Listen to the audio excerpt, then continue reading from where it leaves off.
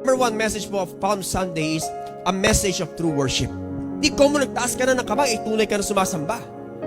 Di ba yung iba, kaya ka nagtaas ng kamay kasi nakita mo yung katabi mo nakataas ng kamay. Hindi ko mo kumakanta ka, sumasamba ka. Dahil ang pagsamba is more than singing.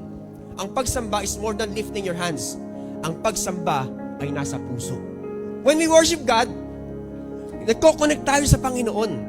Kaya nga tunay na pagsamba ay sumasamba ka sa Diyos na hindi mo nakikita. Pero malinaw sa Bible that we must worship God in spirit and in truth. Tataas ka ng kamay, ito po ay sumisimbolo na sumasamba ka sa Diyos na buhay.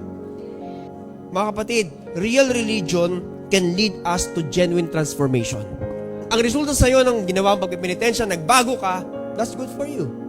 Pero kung walang pagbabago, taon-taon na lang kasi sa isang taon, dami ko nagawang kasalanan. There's something wrong. Tandaan po natin, hindi lahat ng ating nakagisnan ay tama. Ang katotohanan, hindi po madaling basagin ang nakagisnan. Pero once na namulat ka ng word ng Panginoon, makikita mo, ay mali pala yung ginagawa namin. Ay, ito pala yung word ni God.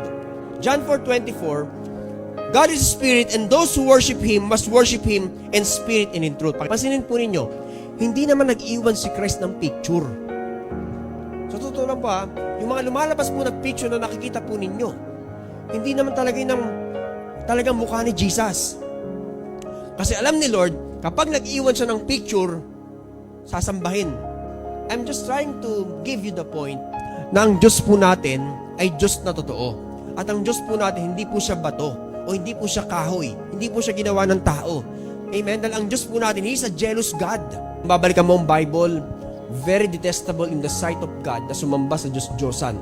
At ito po ang naging problema ng mga Israelita ng paulit-ulit.